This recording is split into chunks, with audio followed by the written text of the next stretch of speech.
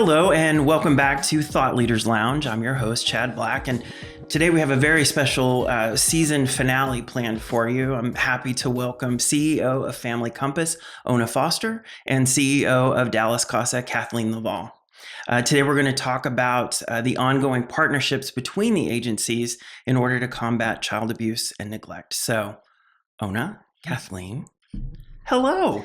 Oh my gosh. Welcome. So nice to be here. Glad to have you here. We're glad How's to be everything here. been going? Going pretty well. Yeah. Day started early, but I've been looking forward to being with you two all day. So thank you so much for the invitation. Yeah, we're thrilled to have you. Thrilled to So have you. excited. So excited to talk about this partnership, and kind of before we dive into all the details, just something that I've noticed between the two of you. You have a really great energy together. And We try to hide it. How did you know? I don't know. I don't know. Got our So secret. Where did this start? Where did the relationship begin? I feel like we've known each other for a really Forever. long time. And before Family Compass was lucky enough to attract Ona into this position as CEO, she would come to our Dallas CASA events, always a great supporter, and then made the ultimate commitment. She was a Dallas CASA volunteer advocate. That's right. That's right. Well, and what I want to say about Kathleen is that she's been kind of a mentor to me as I stepped into the role of being a CEO. I've talked a lot about that being my first time as a CEO, and Kathleen is always the first person that I call when I have a question. She's gotten me into groups and on boards and all the things. And so she's been a great support for me as I've come through these past 8 years.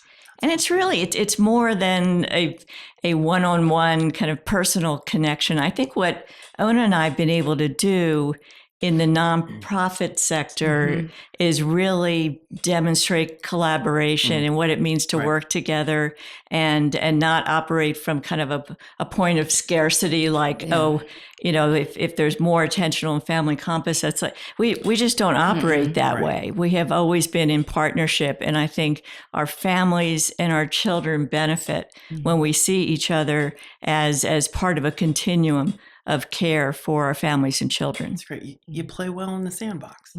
You say Right. that That a says lot. it. That's nice. That's I do nice. say that a lot. Yeah, you do. We love that. I'm sorry we stole that from you. We say that a lot too. So thank you. We appreciate it. Yeah, and we might have a glass of wine or two from time to time after hours. In the sandbox. In the sandbox, Yeah. yes. Absolutely. That's it. Well, just kind of going back to Dallas CASA, for anyone who may not be familiar with you all, can you share a little bit about that mission? Sure. So CASA stands for Court Appointed Special Advocate. And what we do is we train and supervise and guide and support volunteer advocates who are assigned by our presiding judges over child welfare cases. And so that's a role that's really very unique because of all the different stakeholders involved in a child welfare case.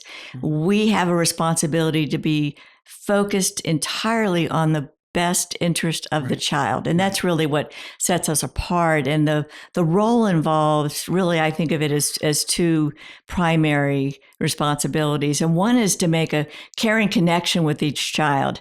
You want a child to know that you see them as more than the sum of their challenging history and circumstances. You want to make sure that you model for them what an adult looks like who is dependable, trustworthy, and really is in a position where they are focused on your needs.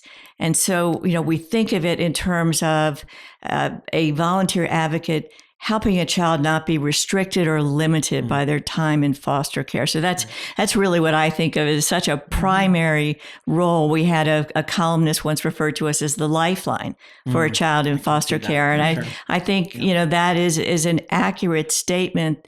We're trying to make sure the child doesn't feel like they've fallen through the cracks, that they're not on anyone's radar screen. And so that part is so critical. But then there's also the role of being the eyes and ears for the court. And so the model of CASA really grew out of a frustration by a judge in Seattle who said, I'm hearing the same thing from every attorney and from every caseworker who comes before me. And, it can't be that all these children have the same needs and all these parents would benefit from the same list of services. So he really wanted to get a detailed understanding and vision of what this child's world looked like. And so we provide testimony and written reports before every hearing so that the judge and the other stakeholders involved in the child welfare case really have a clear view of where this child's needs are. What do they need in terms of education, medical, therapeutic support? And so that is what I think of as the other significant role. Yeah, I love that. It's not a cookie cutter. I mean, not like you just said. I think that's a really good point.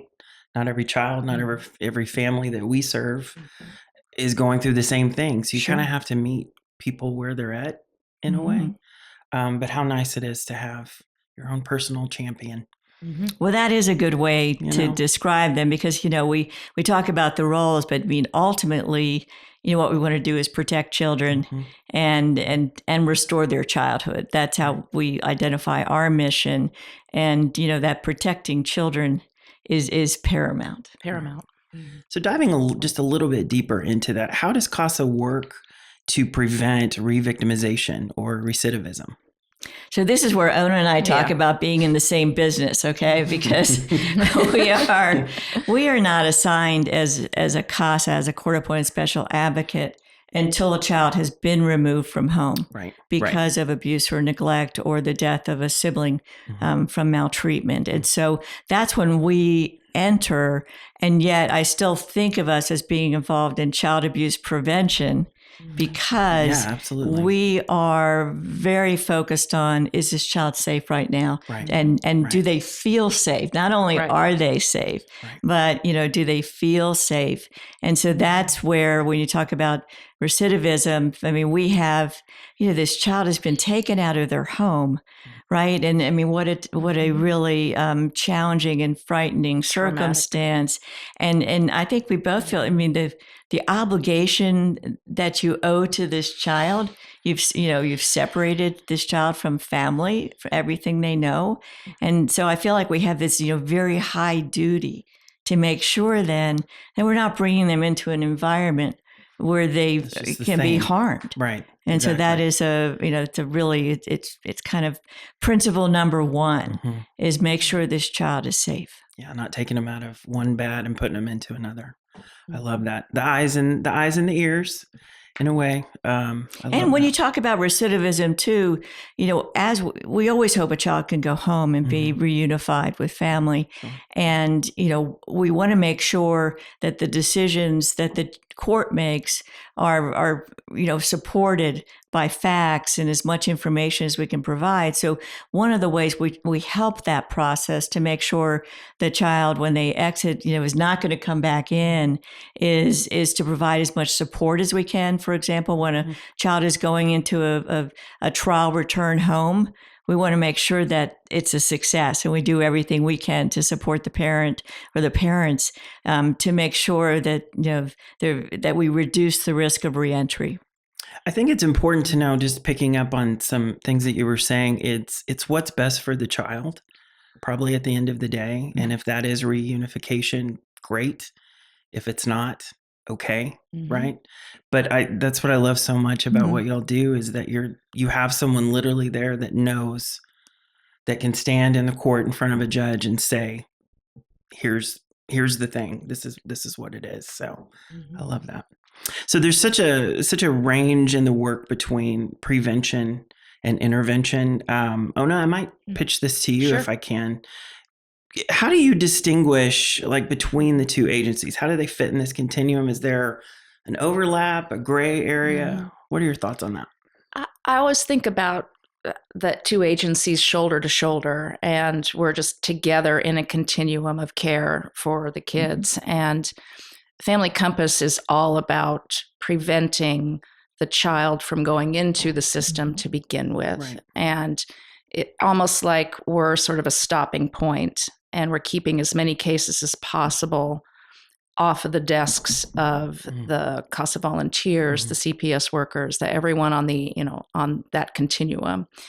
And then we stand in partnership as agencies like Kathleen runs also are helping to prevent, as we were just talking about, and keep children safe and heal and prevent any further trauma from happening. And so it's all sort of part of, and there is a lot of gray, there is a lot of overlap in some of the cases that we're working with. There has been abuse in the home. They just haven't become system involved. Right. And so we're really looking at it in a broad spectrum of how are we preventing as much harm as possible and then creating as much healing for those children as we possibly can. And I think, the other element that we have in common is I think that we both recognize that, as you were saying, that, what's in the best interest of the child. Well, if you can support a struggling family and prevent a child from, going through that separation, the trauma of removal, well, that is in the best interest of the child. And so I think we both see in a very concrete way that when you bring that support, that wraparound support to a family, when you help address, mental health issues that are in play, or substance abuse issues, whatever the challenge may be, is that you're ultimately helping to reduce the risk of that child being removed and brought into the system. Right. Which I think, tell me if I'm wrong, but I would think some people would automatically assume that if a child is in a difficult situation, an abusive or neglectful situation, that they would want to be out of that. But something that you said earlier, sometimes that's even more traumatic than what maybe they're even experiencing is that removal. Right. So again, how nice it is to have someone that's like, we got this. Every child wants to be at home. They want to be with their parents. They just love do. their parents. Right. They do. And, they want to be with their siblings. Yeah. I mean, one of the most really tragic situations is when you see a teenager who basically has been adultified. Yeah. And so they really are raising, their younger siblings. And then you bring them into this system and they're all in separate households. Well, that is absolutely traumatic for that older child who has such a protective instinct toward their younger siblings. And so, you can't underestimate what the effect is on, each and every child who ends up being system involved. Yeah, absolutely. Good point. Yeah. And every family is so different. I think that's the other piece you were mentioning earlier, is just tailoring everything to each specific family, which we do. There's no cookie cutter. You all do. And every situation is different. And so you have that child eaten up with worry at night, or it's like, we really just want to make sure those things aren't happening to the best of our ability. For sure. Now for a message from La La Land Foundation. Discover La La Land Kind Cafe, where every sip supports a cause. La La Land Foundation is dedicated to hiring and empowering foster youth aged 16 to 24. Our comprehensive program focuses on fostering both personal and professional development, guiding individuals through the critical transition into young adulthood. Embrace a journey of growth, emphasizing career development and addressing unique challenges. Join us in creating a brighter future. Learn more about our impactful workforce development program at lalalandfoundation.com. Your cup of kindness can change lives. La La Land Kind Cafe, brewed with love, served with purpose. So I hear something all the time in our work, and I didn't know what it was at first. And I thought, I guarantee you other people don't know what it is. But what is community-based care? What is that? Community-based care, CBC, because in child welfare, we love acronyms. Yes, we love acronyms. But think of community-based care as privatization. Mm-hmm. And so, and when I say privatization, I know some people listening may not have an entirely positive history and impression of privatization. And so this is a particular flavor of privatization that is being rolled out by legislative mandate region by region around the state of Texas. Mm. And, why would you do that? Why would you look to, good question. To essentially delegate what's, been a state agency role to a contractor. Right. And really, it's a number of different, I think, objectives in play. One, I think there's frustration on the part of lawmakers, some lawmakers, that they felt like they were investing into a state agency and that they weren't seeing better outcomes. Right. And that is kind of reinforced by, this now long-running federal lawsuit that's focused on the foster care system and kids in long-term care, and really concluded that the system is unconstitutional because it doesn't protect children from risks and from harm, and that even came to the point of essentially an indictment that children exit foster care after being in for years in worse condition than when they entered. And so you take these frustrations and then you want to look for something different. And so the different is community-based care.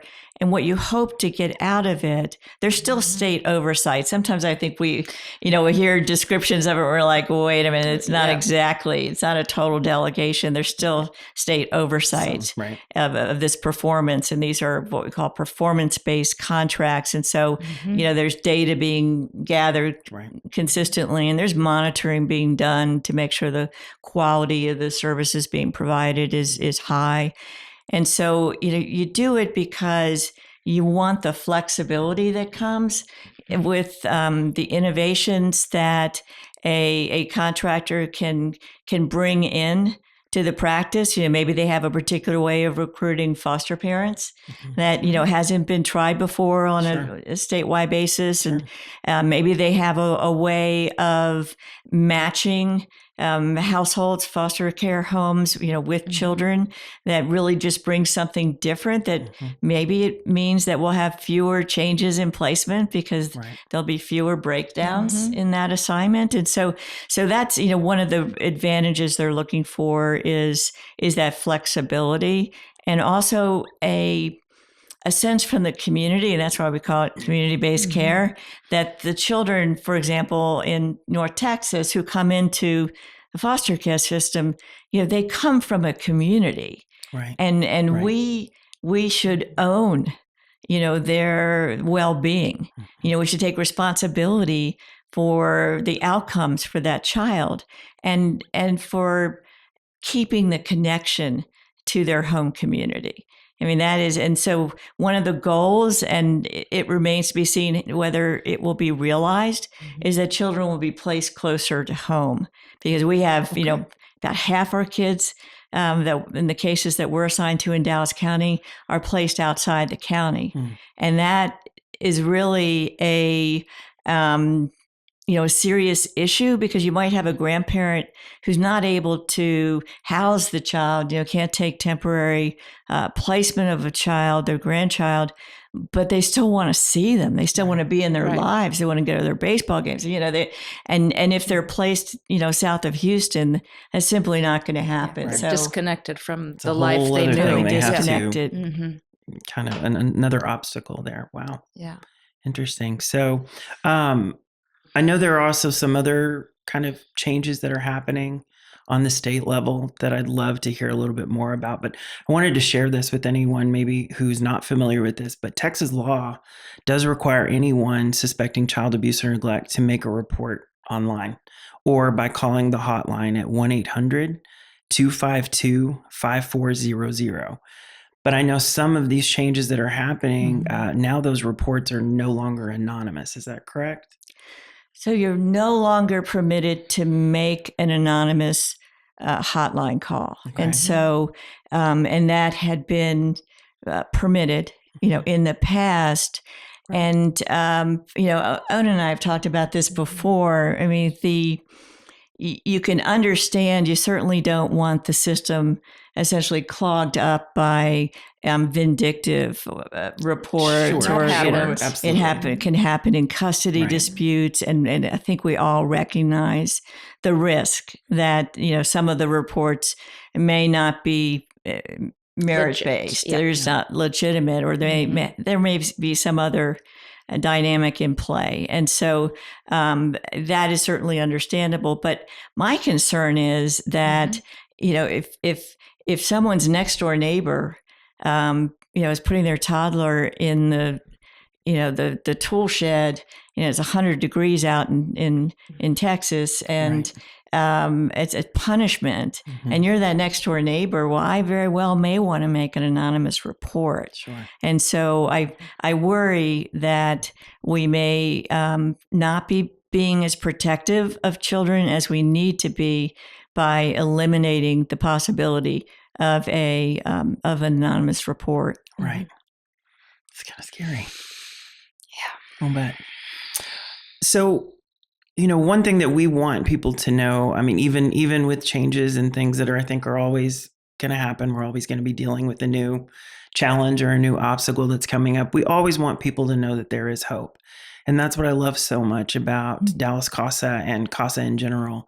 And I just love to get the word out. I assume you need advocates. We always need Maybe? advocates. We always need advocates. And if you want, that hope, that spark of hope, one statistic I would love to share with you is that last year, for our new volunteer advocates who came in and got trained and sworn in by our judges, we had 49% were in their 20s or 30s. Can you believe That's that? amazing. What were you doing in your 20s? I can tell I wasn't you. a CASA, I'll tell you that. I wasn't being Yeah. a CASA. And I mean, such a serious commitment and undertaking to do that while you're building your family, your careers. So It really, it's just so admirable that it's happening. And it's actually very unusual for a CASA program to attract, young professionals, young adults, because many of the programs rely upon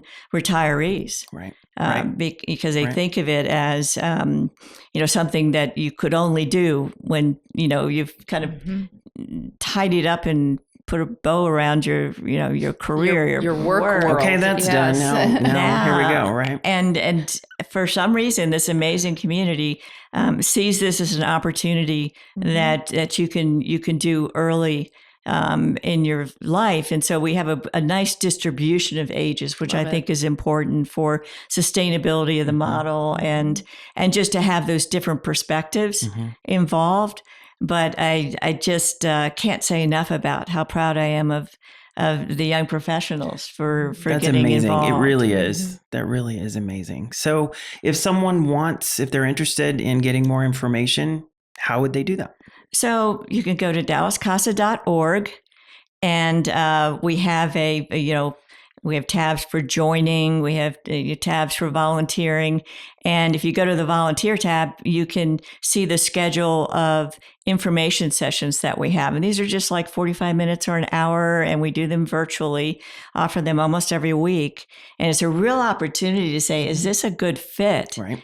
Because, we have folks who, I hear frequently, oh, I'd be so emotional, or it would be too hard for me, or I'd want to bring every child home. And, they can hear from other volunteers, that you're really so focused on the future for each child. You really are not caught up in the horror, the trauma. You're not an investigator. And so when we tell people, well, what would be worse, sitting on the sidelines and being frustrated, or, coming off the sidelines and really investing in the future of a child. So that's the first step, is checking out the information session. And then there's an application process. And as you would expect, because we're talking about our precious children, you go through a lot of vetting in terms of background checks. And so, that youthful indiscretion is probably not going to stand in the way of you being a CASA volunteer. But we absolutely want to make sure that, these are individuals who will be very protective of our children. Absolutely. A lot of trust goes into that position. So the training is wonderful too. It's a just even going through that process, even at the end of it, if you decide that maybe it isn't for you, the information that y'all provide to someone who's in the community that maybe doesn't know anything about the legal system or how any of this works, it's invaluable. No, I really appreciate hearing that because it's every one of our staff members, including me, goes through the training, and so it's really eye opening, and it really challenges kind of your biases and your For sure. your assumptions. And I really think it causes you to be a more empathic person, and to really not see things as so right and wrong, as clear cut as you might have. So there's a lot of growth, I think, that takes place as a trainee. And the other, when we were talking about safety earlier and recidivism and re-victimization, one of the really important parts of training is to recognize when a child is hurting, is going through that, and and it may not be physical abuse. It could be just a older child in the household is bullying or picking on the child. So that's the kind of information and kind of skill building that we do in the training. And is there ongoing training, or is it just an initial training and that's that? So the initial training is, drum roll, 30 hours. Yeah. And so it goes fast, though. It goes fast. Very fast. And you have so much information. It's kind of information overload. And yet that is just the boot camp. Right. Am I scaring people away? I better be careful. No, it's preparing. You want to know that you're prepared, right? You wouldn't want to be in this role without feeling like I had all of the information I needed. So I think of that as kind of the boot camp. And then, the real on-the-job training is what builds that experience, and you're shoulder to shoulder with your supervisor. Sure. And so that's this true. is not, that is true. This is not throw you in the deep end. So good luck. Yeah. And there are court hearings, and sometimes we'll hear from folks, well, I'm just not familiar with the courtroom, because you don't need a legal background to be a CASA volunteer. You don't need a background in social work. And so our staff member or the supervisor goes with you to every hearing. That's great. And to every first experience, and for as many of those repeat experiences as you need. But the idea is ultimately to build your confidence. And so that, we have volunteers who come in and they say, gee, I didn't know if I had the skill set to do this. I mean, what, am I really made for this? And then, they come out of it and they go, I was born to do this work. And I just think, wow, to connect with your purpose. I mean, that's really, I think, what makes the role unique. And Ona can answer better as a former volunteer advocate. But I mean, just to see the impact, see the difference you're making is extraordinary. Yeah. And I think you have an idea in your head of what the legal system looks like, mostly from television. And then you get into the courtroom. It's a little different. It's a little different. You walk through those doors and you learn the quirks of each judge and who's in the room and how it works. And the next thing you know, 2-3 times in that courtroom or visiting the child at one of their appointments, I've got this, I can do this. Sure. And all the training, and you can space out the training. It doesn't have to be, it's not 30 hours all at once. It's very manageable, and you come away with so much information, and then you learn the system from the inside, and it does kind of take your stereotypes and just sort of blow them away. And it does. It's 4 in-person sessions. And then the majority of those hours really are, we have a learning management system. So it's an interactive, you're watching videos, you're reading materials and answering questions. And so it is manageable. Most of that can be done kind of on your own time. That's great. I love the flexibility of that, but I hope everyone heard that from an actual former CASA. Yeah. It's wonderful preparation. Yeah. I was working when I went. You're ready to go. Yeah. That's wonderful. So I guess the gist of this is please be a CASA. That would be wonderful. We'll endorse that. We would love that. We would love that for y'all. So ladies, thank y'all so much for being here. What a joy. It really is. And thank you so much, Kathleen, just for your partnership. We couldn't do this work without you, and we're truly, truly grateful for you. So thank you so much. Well, likewise. I mean, we are definitely in this together. In the trenches together. There you go. I can't end it any better than that. Mic drop. So, that's wonderful. So, as we always do, we like to leave everyone with a quote to take with you into the world. So, this episode's quote is by action star Jet Li.